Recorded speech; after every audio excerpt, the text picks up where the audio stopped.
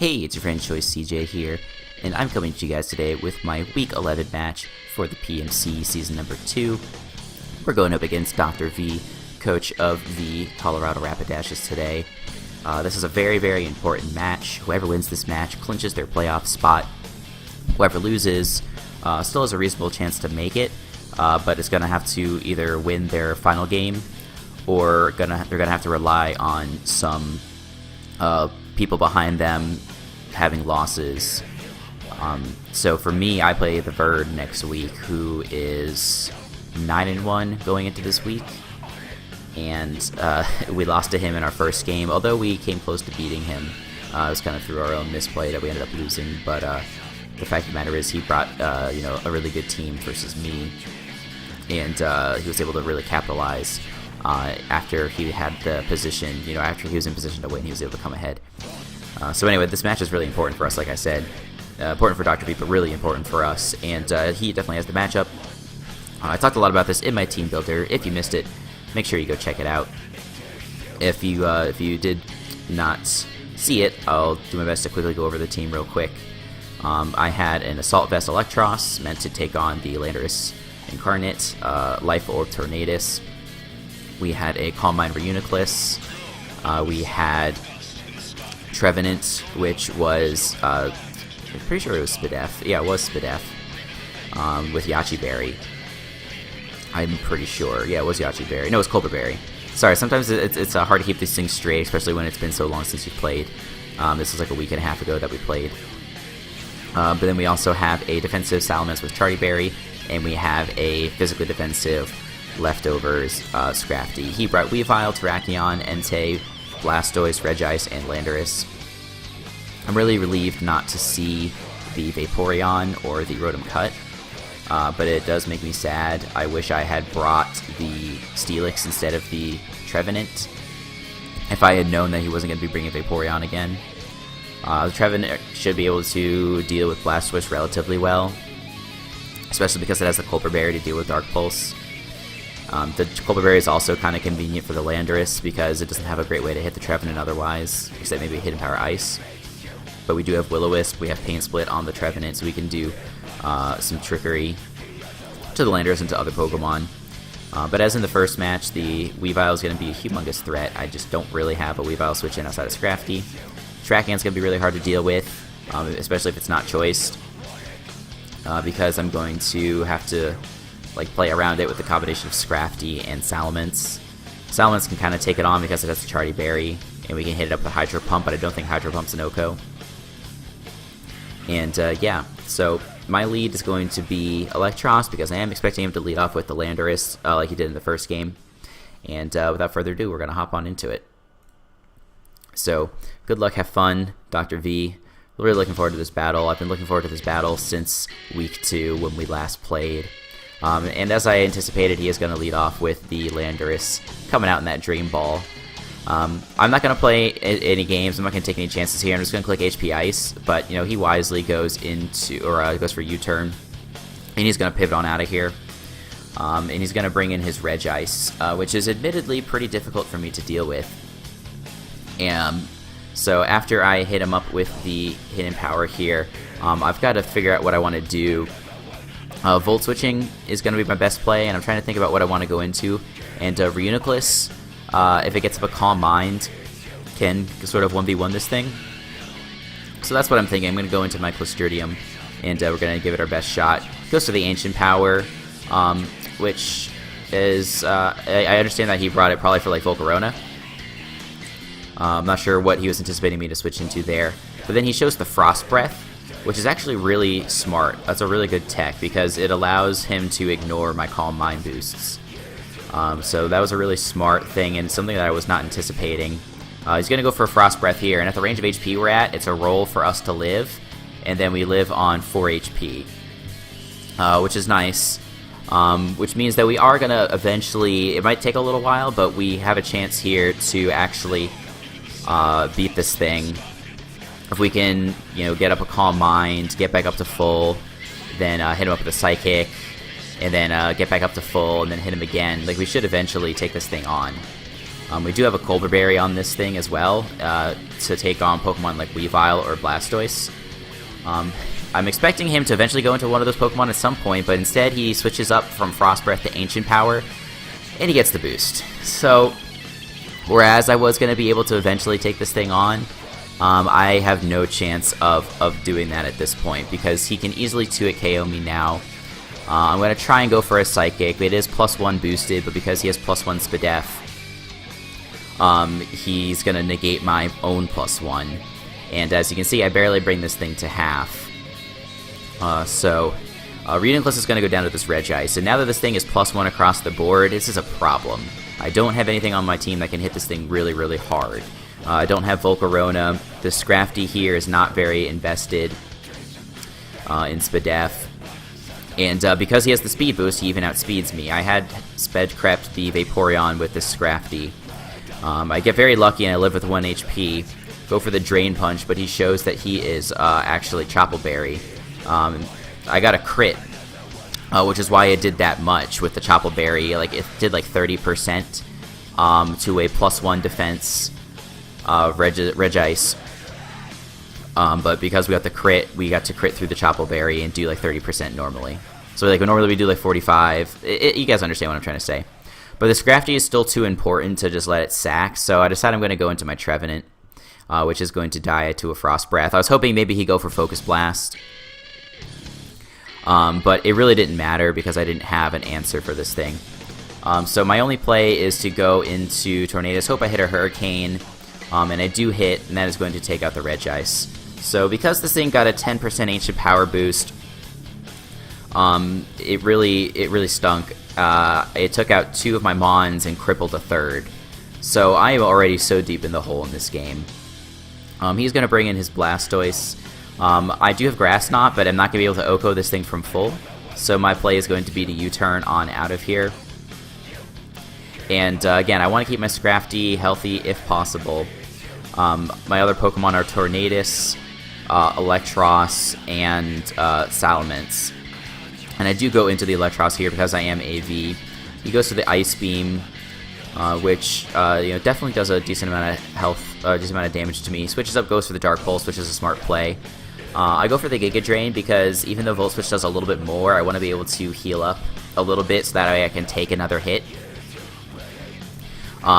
He can kill me if he goes for the Dark Pulse again, so I'm going to make a kind of aggressive double into my Tornadus because Dark Pulse is going to do like 75% to me, but I won't die. And then I can kill this thing up with the Grass Knot. So we are only down. We are technically tied 4-4, but I'm still way in the hole here, and I don't have an answer for Weavile. So he is going to bring in his Terrakion next, his Darth Maul, as you can see here, which to me really suggests that it's Scarf. So I'm not going to let this thing take out my Tornadus at this time. I'm just going to go ahead and sack my Electros. The only unfortunate thing is that the damage doesn't suggest whether he's Scarf or not, because he even if he's Scarf, he would have killed me at that range of HP anyway. So like it's not like if I could tell if he had a damage boost from something like Choice Band or some other boosting item. He's going to switch into his Entei here. I'm going to go for the Ice Punch on the off chance that he goes into his Landorus because it does resist the Drain Punch. But he goes into Entei, pretty reasonable middle ground play. The Drain Punch would have only done maybe 25-30% of this thing. So it made sense for him to go into the Entei rather than risk the Landorus.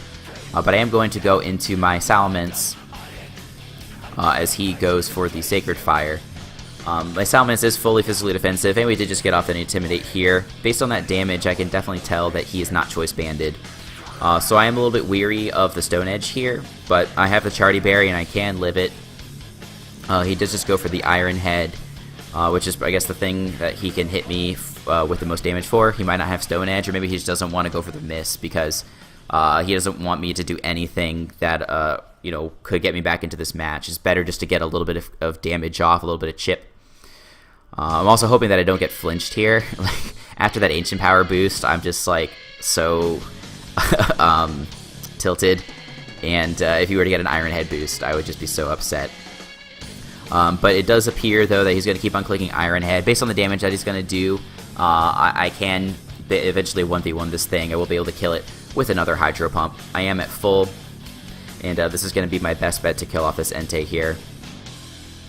He is going to go for the Iron Head again, and he does actually get a crit here, which really sucks, because if he had like crit on a Roost, then it wouldn't have been a big deal, but I'm going to kill him here with the Hydro Pump, and because I don't have another opportunity to Roost, I'm at much less HP than I would like.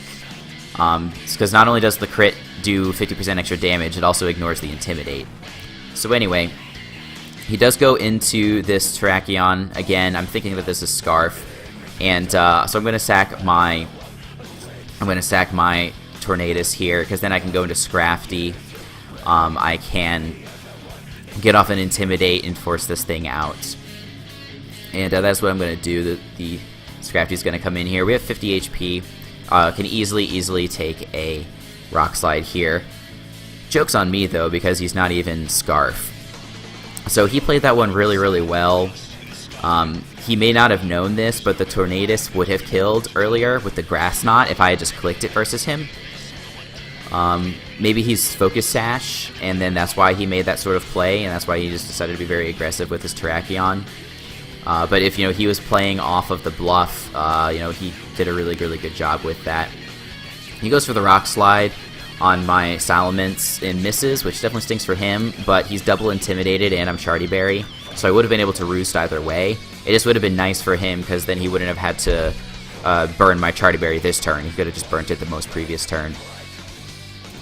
But yeah, he goes for that, and he does get the flinch on me. I was going to go for Hydro Pump that turn, so does get that 30% flinch chance. Just going to go for another Rock Slide. My play is to Roost. I definitely have no chance of winning at this point. Salamence is my only Pokemon that's left. But Differential at this point is so important. Depending upon the outcome of this match and the match with Kyle or Kingdra, it's definitely possible that that they could fall ahead or get ahead of me with a couple of big wins if I don't try to do everything to decrease the differential here. So if I can eventually 1v1 this Terrakion, then I'm going to do it, damn it. Especially after everything that's happened in this match, like, I'm not going to, like, as tempting as it was to just throw away the match and rage quit, like, I need every single kill that I can get. I really need it. And this does go on for like another minute or so, and you guys can figure out how it's going to end. I am going to end up losing this. Just the only question is, am I going to be able to take out this Terrakion or not? He is going to do some good damage to me, just because, it is stab, it is super effective, even though he's double intimidated. And now that I'm almost basically full health, this is going to be my best chance to click Hydro Pump. We're going to see what it can do. He goes for the Rock Slide again, and I don't remember precisely what happens even, but he does go for the Hydro Pump, and I do miss. Yeah, that's what I thought happened, but I wasn't sure. And now that I am at 65 HP, I am in range to die to another Rock Slide, so that's going to be a good game. It's going to be a 3-0 victory for Dr. V, with his Weavile, his Landorus, and his Terrakion still surviving. And that'll do it. And so, what to say about this? In the moment, I cannot lie, I was so mad when that Regice got that Ancient Power boost. Not just because, it's a 10% chance, but because there's like no there's no way that was his best play there, especially given what was on the line. This was basically the playoff clinching match for both of us, and so he had Pokemon like Weavile and Blastoise that could hit me with super effective dark damage. Going into either of them would have been good from his perspective. Like, Weavile would be the best case for me, because I can keep Calm Minding. I can eventually beat the Blastoise. The Weavile doesn't care about my Calm Mind boosts. So, like, if he'd gone to Blastoise, Dark Pulsed, and then popped my Colbur Berry, and then gone into Weavile and hit me up with a knockoff, like, that would have been his best scenario. But even with that option in the back, the Ancient Power was the move, and 90% of the time that's not going to do anything, but in this case it did. So I was frustrated because I'm like, why did you go for a pretty suboptimal play,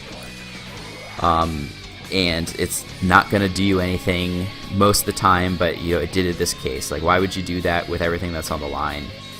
But that was like a week and a half ago when we played this match. Now I'm recording it.